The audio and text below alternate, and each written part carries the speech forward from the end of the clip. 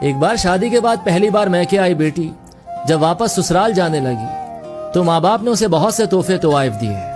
جس میں باپ نے بیٹی کو ایک اگربتی کا پیکٹ بھی دیا اور اس سے کہا کہ بیٹی تم جب بھی نماز پڑھو یا دعا کرو تو اس اگربتی کو ضرور جلا لینا۔ جیسے ہی وہ سسرال پہنچی تو ساس نے بہو کے گھر سے آئے تحفوں کو حسد بھری نگاہ سے دیکھا، اور جب اس کی نظر اگربتی کے پیکٹ پر پڑی تو من ہی من میں ہنسنے لگی کہ بھلا کون سا باپ اپنی بیٹی کو تحفے میں اگربتی کا پیکٹ دیتا ہے۔ صبح جب بیٹی نماز کے لیے اٹھی تو اس نے باپ کے دیے ہوئے اگربتی کے پیکٹ کو کھولا تو اس میں سے ایک چٹھی بھی نکلی جس میں لکھا تھا کہ بٹیا، یہ اگربتی خود تو جلتی ہے لیکن اپنی مہک سے پورے گھر کو مہکا دیتی ہے۔ ہو سکتا ہے تم کبھی اپنے شوہر سے روٹھ جاؤ یا کسی بات پر ساس سسر سے ناراض ہو جاؤ، دیور یا ننن کی کوئی بات تمہیں بری لگ جائے تو تم میری دی ہوئی اس نصیحت کو یاد رکھنا،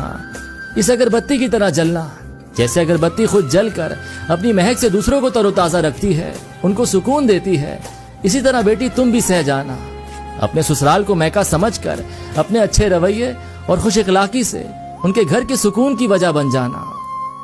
یہ پڑھ کر بیٹی پھوٹ پھوٹ کر رونے لگی تو اس کا شوہر اور ساس سسر بھی وہاں پہنچ گئے اور پوچھنے لگے کہ کیا ہوا، تو بہو نے وہ چٹھی اپنے شوہر کو دے دی۔ جب شوہر نے چٹھی کو پڑھا تو سب کی آنکھوں میں آنسو آ گئے۔ ساس نے اپنی بہو کو گلے سے لگا لیا اور اپنے بیٹے سے کہا کہ اس چٹھی کو فریم کرا لاؤ، یہ چٹھی کسی باپ کا اپنی بیٹی کو دیا ہوا